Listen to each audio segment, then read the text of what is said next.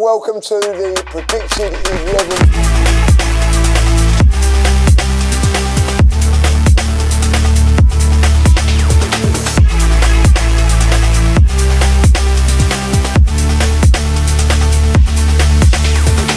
Hello everyone and welcome to the predicted 11. First and foremost, Happy New Year to each and every one of you. And listen, I've got a special guest today. We have the one and only Manchester City's Phil Foden. How are you, son? I'm good. Nice to meet you. Nice to meet you. How are you, Phil? I'm good. I'm not actually great. Poor result last night. Poor result last night, Phil. Like, you know, I didn't think you had one of your better games, if I'll be honest. No, it's not one that I'll remember, but we're a little bit scared in the changing rooms. The gap's getting a bit big. Yeah, we like that, like, you know. Obviously, it's not Phil. We know it's not Phil. It's the main man. He's back. Matt, how are you? Did you have a nice Christmas? I had a nice Christmas and New Year. Yeah, lovely. I did, thank you very much. You? Yes, very good, very good. And more importantly, a very good festive New Year for the Arsenal, because we're just talking about off air. We was the only team from the top 7. Unbelievable. To get maximum points. Top 7. I don't know when that's ever happened before, like the one team in the whole of the top 7. I don't think it has ever happened. I don't know if that's ever happened. You're very, very good on the old stats. I've not seen a stat that said that's ever happened, but I can tell you that I don't think it will ever happen again. It's pretty unbelievable how, I mean, when you take into account that one of the teams that we played was in the top 6, that obviously helps, but yeah, pretty good week. Game week for the Arsenal. That's a great point, because none of the others played each other. Like, if you look at it, like, you know, Chelsea, they drew with Bournemouth. Yeah. Well, no, City and Sunderland. City and Sunderland. City and Sunderland. Yeah, 7th, because Sunderland are 7th. Yeah, like exactly. So you'd have to bring that into it. We'll bring that into it. But still unbelievable. It literally couldn't have gotten better. Couldn't have gone better. Couldn't have gotten better. Just quickly, because I hadn't seen it since the Aston Villa game. What's your thoughts on that? I think it was probably our best Premier League performance of the season. And how did you feel when your mate Declan weren't playing? Was a bit worried? I was still confident, because when the lineup, I was shitting myself, but then the lineup came out and I looked at the team and I was, oh, look at that team. Yeah, I'm glad you said that, because I said exactly the same thing. I said it's still a good team. Yeah. And I looked at the bench and said it's still very, very strong. It was unbelievable. So I don't know if you. Did you feel that Arsenal done that deliberately, brought that out so that it... Because I felt that by the time I got to the stadium, I was over the disappointment and was up for the game. And I felt that going into the stadium, the energy was there. Yeah. Where I felt when we found out that Saliba weren't playing against Aston Villa, there was a little bit of a deflate. Interesting point. So do you actually think that they sometimes release news early? I think they did on that one, so that it gave everybody a little bit of time to digest it and then like go into the ground with a lot of energy. I think so, because I was disappointed when I heard. Yeah. But then I thought I got over it, and then when I see the team sheet, I was in, and when I got into the ground I was up for it. But when I went to the Aston Villa game and we lost Saliba, I felt a little bit deflated going into the game, you know what I mean? Like, but like I felt that on Tuesday I had a little bit of time to get over it, and I don't know. That is interesting. I never thought of it like that. So, I mean, and especially at a home game with 60,000 of your own, the mood does matter, because Arteta wanted us to be bang up for it. So yeah, maybe. And like, it seems bad that it would be leaked. Why would someone leak it? You know what I mean? Like, so I don't know. That's my feelings on it. Yeah, interesting. It obviously didn't matter to the boys. Didn't matter. Brilliant 4-1 performance, and like, listen, they hurt me, Aston Villa, when they got that last minute goal. I wanted them fans to feel like I did. Yeah. They hurt after that, walking out of that ground, being smashed, not just beaten, smashed. And battered. In the form that they was in, battered. Well, they weren't used to that. They weren't used to seeing that, and to see their pants get pulled down like that must have been like a bit of a reality check. Aston Villa are a great side. I think they're a very good side. And Emery has done a superb job this season. But that's even more credit to us, how we managed to just completely dismantle them. Second half. Matt, second half. Well, that just shows you the levels, doesn't it? That shows you that, I mean, first half, we'll completely write that off, but it shows you the levels of actual competitors for the league and pretenders. Or a team that's challenging for top 4. We've been there when we've challenged for top 4. Yeah. And Manchester City and Liverpool were far too good for us. Yeah, yeah. It showed when they come down and they played against them. I think that's where we're at now. We're challenging for the title alongside Man City, and the rest are challenging for top four. Yeah. That's how I see it. You know what I mean? Big game on at the weekend, Saturday. Bournemouth 5:30 kickoff, I believe. You going? No, I have to miss this one through injury. Oh, injury! Can't the travel. back. Yeah, can't travel at this moment. So I can't sit down. I'm really in pain just sitting down. So I can't sit down for more than 20 minutes. Are you serious? Yeah, I'm serious. I'm in so much pain with it. So let's get this wrapped up quick. I'm doubtful for the Portsmouth as well. Like, you know what I mean? So I'm pushing. You should do an injury list for the I'm pushing. You know, when they say like due back, like you're training on grass. You're training on grass. Looking to get back I'm days away. Nottingham Forest I'm looking at as a possibility for a return. Okay, but into Milan as well, like. But I'd like to be at Portsmouth. But in a week, you never know in football. Yeah. Injuries can be sorted out of in a week. But I don't think it'd be. Listen, I want to do this prediction. Yeah, everybody would have put Declan Rice in it for that game. Like no one see that coming. No. Like, you know what I mean? So we don't really. We're flying blind here when it comes to these games. We don't know what's going on. But we're going to put goalkeeper. It's got to be David Raya, isn't it? Like, you know what I mean? Another superb performance from him. Superb. That save. Unbelievable. Towards the end, it's just. Do you know what was most impressive about it for me? Is the fact that it's the 93rd minute and he's still so switched on. And he so didn't easy. have a lot to do, mate. He didn't have a lot Nothing to do. I don't think he made a save before that, did he? No, I can't remember him making a save. He probably maybe made one or two, but to be switched on and want to keep a clean sheet so much. Yeah. Obviously he didn't in the end. Very similar situation, but yeah, to be switched on and make a save like that was unbelievable. 93 minutes in. Yeah, and I think he's been superb this season. So listen, I thought Kepa done well at Palace the other game, but David Raya definitely gets. Now this is an interesting one. Right back. I'm going to be honest. I'm rotating for this one. I'm playing Ben White. Oh, are you really? Because I think that Timber needs a rest. He had a rest. Yeah, I don't think he was 100% fit. I think, like, you know, that ankle was probably a little bit like he had to come off in the end.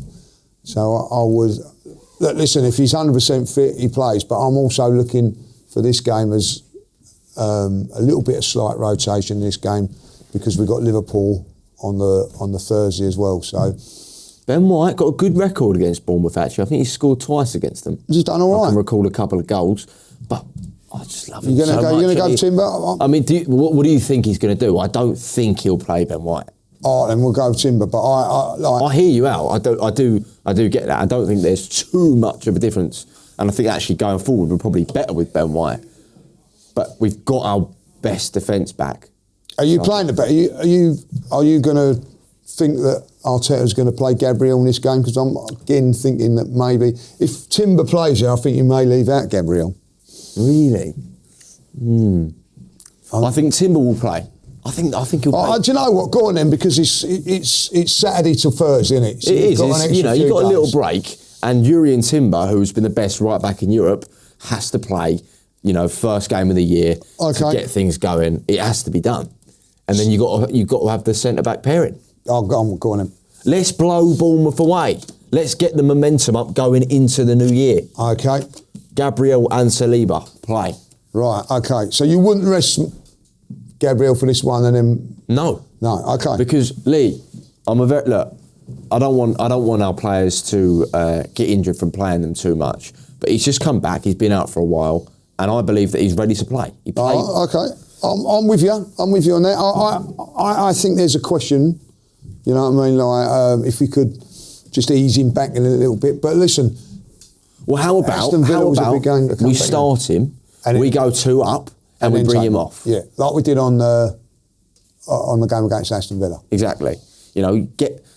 Bournemouth is not an easy game, and they will cut. First half, we're not great in the first half, so we need to come out in the first half. Keep it a solid back four, like.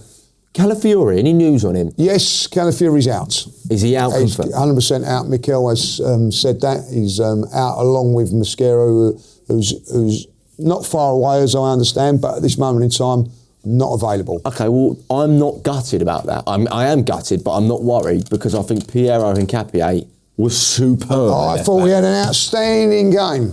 Solid. Apart from that one time he ran down there and he fell over.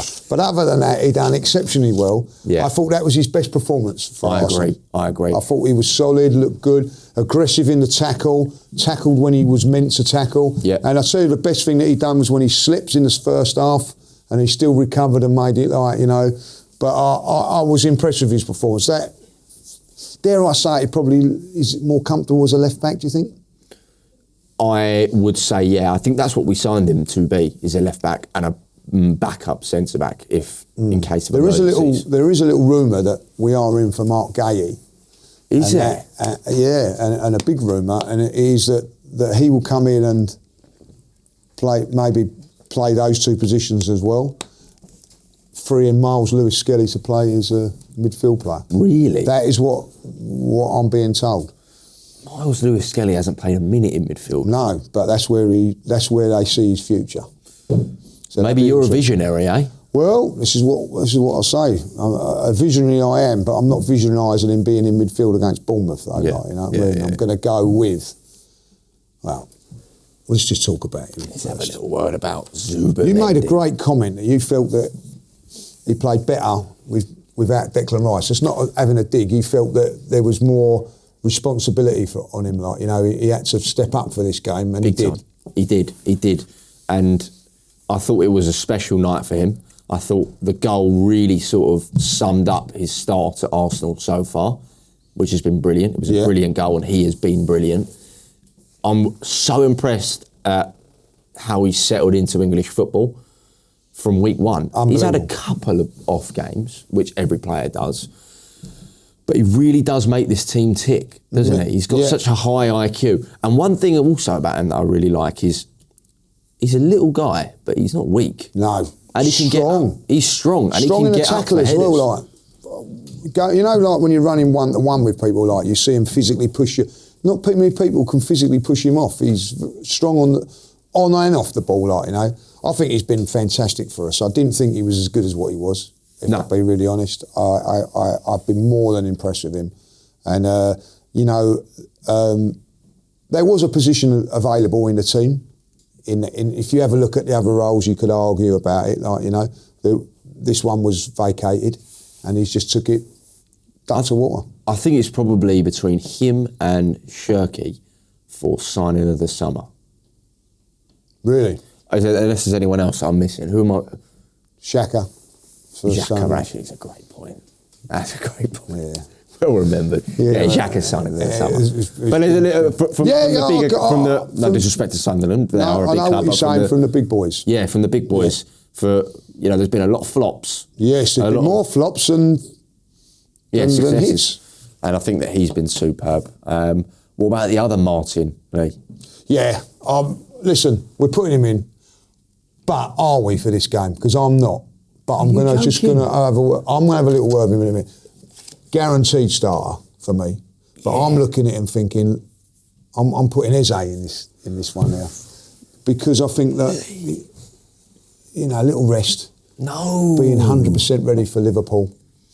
I don't think he will, but I would do that. We've got to get Eze into some sort of form. Okay, let me play devil's advocate. We are finally starting to see, after a long year of sort of this and this and this, him back to his bench. Yes. Why would you kill his momentum? The captain, why would you leave him on the bench? That's a great point. You want him going into the Liverpool game off the back of an unbelievable performance against Bournemouth. Yeah. So you think that you should play him? Definitely. Okay. Because I think he needs him. Eze won't do the running that Odegaard does, because that's just not what he does. Odegaard is here, but he's everywhere. So could you then go like that there and put Eze there, or you putting Marino in there? What are you doing? Ooh. I think actually, you make a good point. I don't know if Marino suits the very tight, small pitch that Bournemouth have. I think Marino needs a bit of room, a bit of space. And Bournemouth's pitch is tiny. So what are you going to go with then? I think I would go with Eze. Let's go with Eze. Come on, let's be brave. Let's be a little bit brave. Let's be brave. Eze in the 10. Let's be brave. Yeah. I'm not worried about him personally. And when I say him, I mean Eberici, Eze. Yeah. Oh, yeah. Sorry, we've been doing that the whole time. No, we've been all right. We've been all right. When I'm not too worried about Eze. I think that... Eze. Eze. Eze. I think look, injuries coming in and out, players getting knocks, this and that.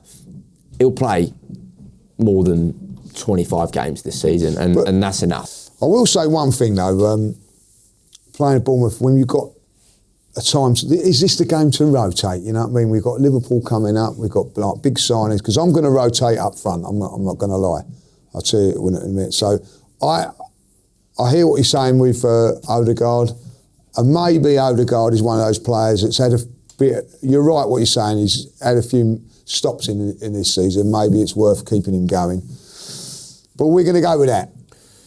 But I think Mourinho will come in. But you think so? I think Arteta does like Mourinho. Yeah, and I do like Mourinho as well. But we'd like to see that. We're saying we'd like to see that, but predicting wise, we're probably going to go that, aren't we? Yeah. What does baffle me is the fact that he hasn't had a minute, Eze. Yeah. And neither has Noni. Oh, Noni came on. Yeah. But well, I'm playing Noni. You're playing Noni. I am playing Noni in place of Saka. Get him in. Because you don't sign a player for £60 million. Madueke, by the way. Madueke. We're playing Madueke. You don't pay that amount of money for somebody and think, I can't play him against Bournemouth away. We've got Liverpool. I think Saka needs a break. I'm going to agree with you on that. And like we say always, it's not a discredit to Saka. No, it's a credit to Saka. I want Saka 100% fresh for Liverpool. Yeah. And then you can play, and then you can rotate him again against Portsmouth. I want to see him playing one game a week. Really? Yeah, we should be utilising Noni a little bit more than we do, because Noni is an excellent player. Noni is direct. Noni scores goals or is a goal threat. He hasn't quite. I think he scored in the league. I don't think he scored in the league yet, but he's always a constant threat. And like you say, in games like Bournemouth away, not a discredit to Bournemouth, but we are good enough to beat them with Noni Madueke on the right wing. And if we're not, there's a problem. That's my argument. That's my argument. Before we go into this, before we go back, we just want to say, like, we've left Declan Rice out. Yes. Because there is a question of his knee. I'm saying even if he was training today, I'm leaving him out. I agree. Like you say, you're looking at that Liverpool game. I'm looking but also, Lee, I don't know if we can just look one step ahead. I think we've got to look in the now. We have got to look in the now, but that midfield should be good enough to beat. I don't want to play a half-fit Declan Rice, Matt. I'm sorry, or a 70% Declan Rice. Declan Rice comes back into this team when he's 100%. If he's not 100% against Liverpool, he don't come in neither. Okay. As simple as that, we've got a good enough squad to be able to believe in it. So we're leaving Declan out. I know we love him. Yeah. But at the end of the day, we think that that's the best thing to do. If he was 100% fit, would you play him? Yep. This game? No. Not if he was 100%. No, he's on the bench for this one night. Again, want to see him playing one game a week for the next 3 weeks. Nah. You need your best player playing mostly every game. Yeah, I've told you before, look at Rodri in Man City's prime. He was playing every single minute. But we've got an opportunity where because what we've done the business, we can rest Champions League, FA Cup. Yeah. I want to see him play these next 2 games for Arsenal, if 100% fit. Liverpool at home, Chelsea away in the semi-final. That's what I want to see. And that's Declan Rice that you're talking about? That's Declan Rice I'm talking about. Okay. And Bakaya. Okay. Left wing. I'm torn on this one. Yeah. Because I think Trossard was outstanding on it. And do you know what? I'm going with him. Yeah. I'm going with him. I don't want to make too many changes. You know what I mean? I think he deserves. That's Trossard, by the way. Deserves to be kept in the team at the moment. I think he's been fantastic, and I do think he deserves to continue to play. And you've got 4 or 5 days for the Liverpool game. And also he does get rotated a little bit with Martinelli, like where Saka doesn't so much. So I want to see that. Talk about Trossard, because I think he's probably been our most consistent attacker. Yeah, listen, I think he suits Arsenal, suits the way that we play, whether he comes on on the bench, but big time player for us when it comes to goals. Not to say we were struggling, we was really in the ascendancy in that game against Villa, and then he just finishes them off, bang, with an unbelievable strike. By the way, I thought it was a definite penalty before that on Timber, but I couldn't believe that didn't get given. But anyway, didn't matter because he made sure it didn't matter. Yeah, I'll hold my hands up because at the start of the season, I wanted him sold. Not because you didn't like him, it was just for business reasons. I didn't think that Leandro Trossard was a name or a figure that belonged in a title-winning team. Right, okay, well, he's proved us wrong. And he proved me wrong massively because he stepped up with some big goals this season. Not just the goals, but he's the most consistent player up top. I think his attitude on the pitch has been brilliant. Last season, it was a little bit, you could sort of see that he was quite frustrated with Arteta that he wasn't getting the game time. But I think that this season, he's learnt his role. He's learnt that there's competition, with Martinelli, and even Noni can play on the left, and he's stepped it up a notch, and he's actually blown everyone else out of the water. I couldn't argue with that. I think that, listen, and the other thing is, I don't know how you feel about it, one of my favourite players in the Arsenal team has always been Martinelli. Yeah. So I've got a little bit of bias towards him, but at this moment in time, I can't leave him out for Martinelli. Can't do it. But it's also, I think, depending on Martinelli's attitude, I think that he's doing Martinelli a lot of favours in saying that these are the levels that you need to play at, Gary. So you might want to step it up. And I don't want you to, but I would like you to give me competition. Yeah. Because all I care about is us winning this league. And that's it now. Like if Martinelli come, or any of these guys that come in now, they've got isn't good enough. I keep saying that. You've got to put in a top performance. Leaving it just to one position, I'm saying it now, like, you know what I mean? I think Jesus has been fantastic. Kai Havertz is back in the squad, and I'm glad to see that. I'm a big fan of Kai, but I'm going Gyökeres. And the reason being, why change a winning team too much? People turn around and go, "Oh, you're changing Madueke and all that." Like, the reason I'm changing Madueke with Saka, because Saka's guaranteed when in a big game. I think that Declan Rice is guaranteed. I think this guy needs to score a couple of goals before, the bigger and better games that are going to come along for us. I know, not taking nothing against Bournemouth, I expect us to beat Bournemouth. We've got Liverpool, we've got Chelsea, we've got Man United coming up in this. So we need him firing. He's not firing at the minute. I felt he was unlucky with the header that went just past the post or the bar. Yeah. Good movement. I know you're not convinced, but would you go with him or not? I probably would. If it was my choice, I'd probably go Gabriel Jesus. Yeah, listen, I went with Gabby last game and he went with Gyökeres. I just want this guy to score goals. So do I, and so do all of us. This is the thing there, like, you know what I mean? And I feel like we want him to score more than he actually wants to score. Maybe there is a little bit of that, like, work rate very, very good, but we've said that about Havertz, we've said that about Jesus, we've said that about whoever's ever played, even Marino when he's played up there. Like, Yaya Sanogo. Yeah. Well, good old Yaya. Jenkinson. You know what I mean? Like, but you want them to do well. But there is going to come, I think, dare I say it, he's in last chance saloon. He's got to do well against Bournemouth. He's got to, I've said that 3 or 4 times now. He's got to score. I think that maybe our expectations have been blown out of the water. My expectation was he was going to be a very watered down version of Haaland, which he isn't. But if we change our expectation to a guy that's come in to work his socks off and create space and complement other players, then you can look at it in a more positive way. So our original expectation, or my original expectation, no longer exists. But I'm now trying to convince myself that actually he's not in the team to bag 25 goals a season, because that's not going to happen. So if I do that, will I be happier with him up front? Maybe. But then I'll look at Gabriel Jesus, who was on the pitch for a minute and had 2 touches and put the ball in the back of the net, and say, why would he not start? It's a good point. I can't argue with it there. You know, the only reason I'm saying he's going to start is because I think that it's easier to come on when the game's opened up, you're three goals up and whatever, so there is an argument. You put Jesus on first and then the other way round and all that. Listen, let us know in the comments what you think about this one, because I do think it's a difficult decision. I think it is difficult. And when is it going to become unnecessarily? Do you know what I'm saying?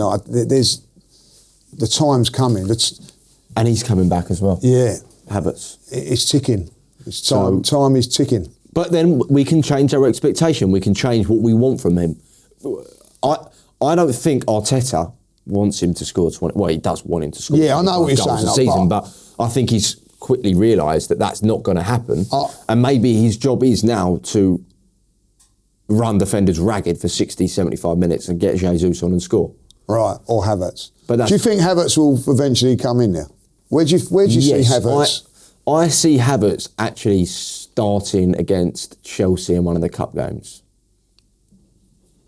Well, I think Havertz will get some sort of minutes on Saturday. Really? Right. Or if not, against Liverpool. Definitely start against Portsmouth. Okay. And if he does well against Portsmouth, he'll start against Chelsea. That's my opinion. Interesting. So he's got 2 games. Victor Gyökeres has got Victor! 2. Come on. He's got 2 games. Should we leave it up to the comments to decide who they would start? We can put them 2 there. Yeah, go on in. And leave in the comments below who you think should be starting. I think Gabriel Jesus should. I'm saying Gyökeres. Okay. Well, you want to have it out then? But I think if he doesn't score... Who's he? Gyökeres. Doesn't score against Bournemouth, I'm pushing for him to play against Liverpool. Jesus, okay. Interesting. All right. That's the team. That's the team that we've gone with, So, listen, thanks for watching. Listen, we're blown up away with the support we're having for this show, the comments and everything like that. And it's all down to you guys for watching and all that. So we do appreciate it. And we'll see you next time for the Liverpool game.